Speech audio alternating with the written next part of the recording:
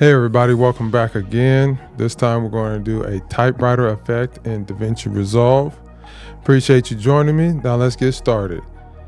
Okay, so as y'all see, I got the effects tab. This is the effects tab up here to the upper left. I already got it open.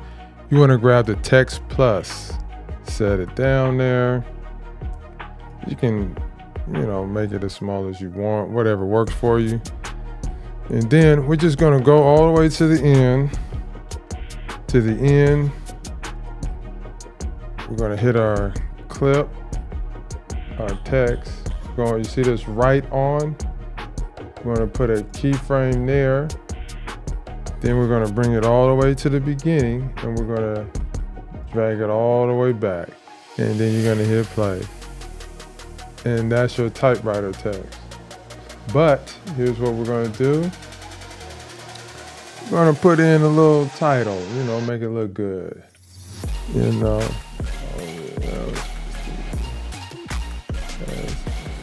see. So, just put that in there, make it look good, just a little something.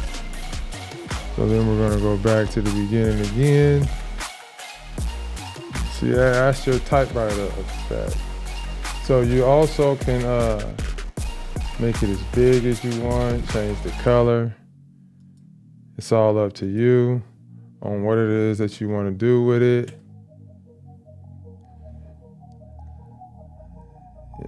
Change the spacing. It's up to you. It's completely up to you on how you want to go about it. So whatever works for you, that's what you're going to do, right? And that's pretty much it for the typewriter effect.